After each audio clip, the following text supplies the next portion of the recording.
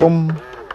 Ну, привет. В Черногории можно обходиться без машины, но с машиной, как говорится, всегда лучше. Когда вот такая погода, идет дождь и вообще из дома выходить не хочется, но надо.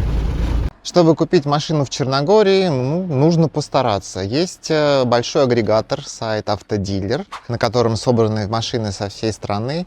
Также продают на Фейсбуке, есть автотусовки, где просто стоят машины на улицах с табличками, сколько стоит, какой год, ну и все такое. Как я в машинах вообще не шарю, поэтому нанял специального помогатора, который смог мне подобрать из разного хлама хоть что-то более-менее стоящее. И этим стоящим оказался вот Citroën C4 2011 года, 1,5 года назад. Он обошелся мне в 6200 евро. Вот примерно такие цены. Ну, еще 400 евро я отдал помогатору. То есть он нашел, проверил, меня позвал, мы посмотрели. Ну, что мне посмотреть? Мне внешне понравилось, ездит. Все, этого достаточно. Порядок оформления такой. Машина требует регистрации, такая небольшая карточка сообращайна, техосмотр и страховка. Вот. Если регистрация уже существует и страховка не закончилась, то в принципе можно ездить и по старой страховке, и по старой регистрации на владельца. Здесь нет такого, чтобы в страховку вписывали конкретного какого-то человека. Вот так и получилось. Примерно полгода я ездил по старой страховке, по старой регистрации. Чтобы переоформить на себя договор, заключается либо нотариальный договор, либо на станции техосмотра. Заключается прям там же, стоит 20 евро. Отдаешь деньги покупателю и, собственно, все. После этого по закону, кажется, 2 недели, но, наверное, никто за этим не следит. В общем, нужно пойти в налоговую и заплатить налог с покупки. Это 5% от стоимости авто. Но, в принципе, если договор сильно занижен по цене, то налоговики сами смотрят примерно по году выпуска, по марке и какую-то дают оценку. В общем, 5% у меня получилось 300 с чем-то евро. Ближе к концу страховки и техосмотра идешь в Преглед. Там тебя смотрят, все проверяют, там же выписывают страховку и также отдают все документы в МУП, в местное МВД. Через 15 дней, по сроку, можно забрать уже готовую новую регистрацию и номера. Самое главное — номера. Если оформляется на физическое лицо, то номера даются временные со значками РП и годом. РП-24, РП-25, и так далее. Каждый год такие номера нужно продлевать, получать новые. Сегодня удачный день, получил новые таблицы. Можно, конечно, было зарегистрировать на фирму. Там, по-моему, номера постоянные выдаются, но не все так просто. Поэтому мне посоветовали все-таки оформить на физлицо и не заморачиваться. Хоть в Подгорице и не бывает снега, зима вообще бесснежная, за последние 2 года я не видел, но на севере есть снег, еще в некоторых городах есть, и по закону положено с 15 ноября все-таки переходить на зимнюю резину. Еще нужно возить с собой цепи, но я до этого пока не добрался. Комплект резины обошелся где-то в 150 евро с заменой сразу, с установкой. И тут вышла интересная история. Колпаки были на стяжках изначально. Я приехал, все, они разобрали, сняли колеса, поменяли шины, надели колпаки, естественно, без стяжек. Я думаю, ладно, немножко продержится, потом закреплю. Только выехали с шиномонтажа, как я услышал какие-то странные звуки, остановился и смотрю, как мои колпаки благополучно укатываются куда-то вдаль. Остался только один. Я, конечно же, побежал поискать, 2 нашел, 1 так и не смог. Видимо, он куда-то упал то ли с моста в пропасть, в реку, то ли вообще непонятно куда. Грустно, некрасиво без колпака. Что делать? Во время одной из пробежек пробегал мимо какой-то строящейся дороги и нашел колпак. Лежит колпак. Думаю, классно. Если на обратном пути останется, заберу. На обратном пути бегу, лежит колпак. И что удивительно, точно такого же диаметра, R16. Так что я взял этот колпак. Он, правда, от Рено оказался. Неважно. Главное, что выглядит он примерно так же, значок другой. Так что теперь все красиво и на стяжках. Ну, как я уже говорил, я за машиной не очень слежу, не люблю, не умею, даже под капот ни разу не заглядывал. И с тех пор ездит да ездит. Ну и резину тоже я зимнюю так и не стал больше менять. В принципе, весь год проездил на ней. Ну, наверное, это плохо, но вроде ездит тоже ничего. Также по закону, по-моему, положено, если у тебя вид на жительство, ну, как временное разрешение на пребывание больше полугода, можно поменять права на местные. То есть езжу, да, кстати, езжу по российским правам, с этим вообще нет проблем. Можно поменять на местные, на те же на 10 лет, просто старые свои российские отдаешь, проходишь медосмотр, платишь пошлину и тебе выдают карточку местных прав черногорских на 10 лет. Но я пока с этим не заморачивался. Может быть, в следующем году, ну, посмотрим, как получится. Если у вас нет прав, есть автошкола. Кеша, мой старший, поступил в автошколу. Он вообще не водил, и прав у него не было. В принципе, отучился на черногорском языке с инструктором. Очень здорово отъездил, отучился, сдал экзамены, теорию, практику и получил права. Раньше это стоило порядка 300-350 евро за обучение. Потом после Нового года, вот в 2024 году, подняли в 2 раза оплату. Поэтому грустно сейчас, но достижимо, можно получить права. По страховкам. Страховка выдается на год. С ней можно без проблем ездить в соседние страны, Сербию, Боснию, но в те страны, куда виза не нужна. Уже в Хорватию, Албанию, допустим, нужна какая-то зеленая карта, как называемая, дополнительная страховка для этих стран. Про бензин.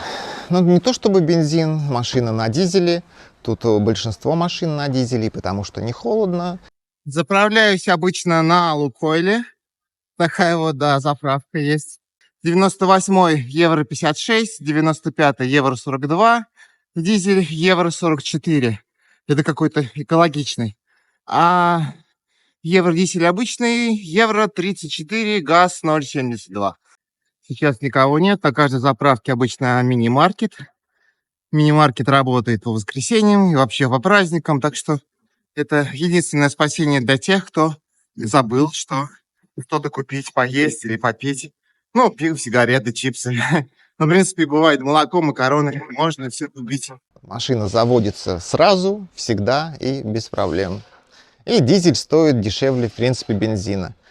Очень интересно, что цены на топливо периодически корректируются. Буквально каждые 2 недели, как в плюс, так и в минус.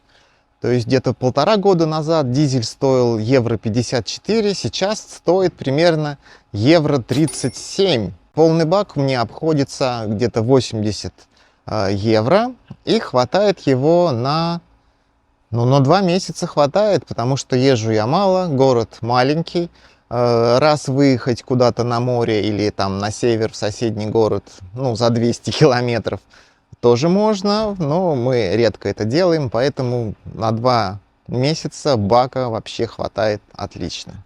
Парковки в центре платные, но можно найти и бесплатные места, по воскресеньям бесплатно почти везде. Парковка очень странная штука, то есть ты приезжаешь, нужно как-то со своего телефона перевести, ну, в среднем 50 центов в час. В самых топовых местах в центре ходят мужики, которые выписывают штрафы. Я часто хожу, вижу, что стоят машины со штрафами под дворниками. Но говорят, что этот штраф 2 или 3 евро, поэтому раз в месяц заплатить штраф, ну, тоже можно.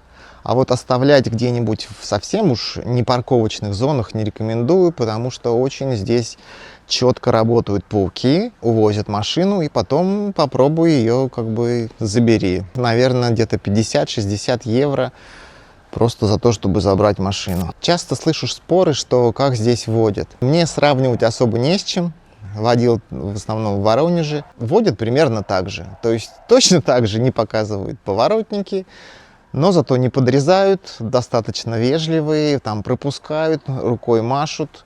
Не принято здесь мигать аварийкой, то есть если вы видели, что вам кто-то помигал аварийкой, значит русскоязычный. За все время меня остановили гаишники, или как они тут называются, полицейские. Один раз он посмотрел, что на заднем сиденье ребенок сидит, сказал езжай.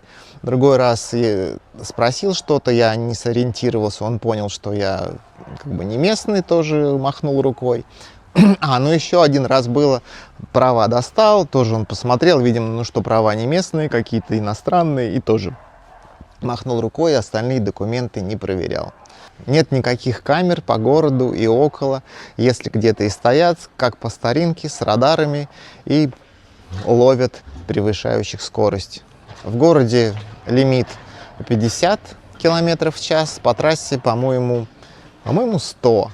Особо ты и не разгонишься, потому что трассы серпантинные, там, где ограничения стоят, где-то 80-70, ну и примерно так и получается ехать. Я особо не гоняю, так что ни разу не нарывался ни на штрафы, ни на чего. Моют машины здесь обычно сами, очень много моек самообслуживания, часто вижу, стоят, наяривают. Но я тоже как-то, не любитель помыть машину. Вот во дворе, если что, там дождик прошел, протер шлангом, водичкой побрызгал, все. Один раз заехал на автомойку с щетками. О, это был прекрасный опыт, ни разу такого в России даже не было. Но по качеству автомойка не очень. Ну, внешнюю пыль сбила, и все. Если чуть более загрязненная уже машина, не отмывается. По-моему, стоило это 4 или 4,5 евро за минуту вот этой автомойки. Про сервис еще не сказал. Ездил в сервис русскоязычный, по-моему, украинский. Достаточно, здорово мне все сделали, учитывая, что я не шарю, ребята посмотрели, все поменяли, масло, тосол, сами съездили в магазин, все привезли, перебили мне номера, в смысле прибили плашки, чтобы номера можно было вставлять.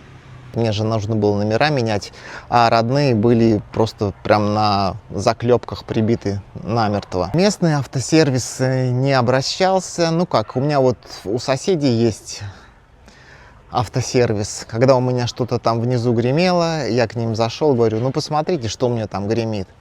Вот, мастер, наверное, полчаса возился. Мы с ним даже ездили. Он ездил за рулем и туда, и влево, вправо резко поворачивал, чтобы услышать, что мне там стучит, гремит. Короче, так и не нашел. Сказал, колеса у тебя отличные, до Москвы доедешь, если что. Не нашел. А в том сервисе, в украинском, ребята нашли, сказали, что это подгнила торсионная балка какая-то где-то внутри, и что ее фиг достанешь. И, в общем, если не напрягает, пусть гремит. Напрягает, можно будет ее сваркой разрезать. Я пока езжу, меня не напрягает. А за 14 лет в России на старом Форде у меня все ломалось, все гремело, так что я уже привык. Надеюсь, все рассказал. Если что-то вспомню или вопросы, задавайте в комментариях. Подписывайтесь, как говорится. И хороших вам дорог, и хороших, вежливых водителей. И сами не нарушайте. Пока! Вообще трындец, конечно. Вышел поснимать на улицу, машины ездят, мотоциклы, люди ходят, что-то там гремит, везде скрипит. Ужас. Что-то, когда не записываешь, и особо этого и не замечаешь. Надо, наверное, в горы выезжать и там записывать в тишине.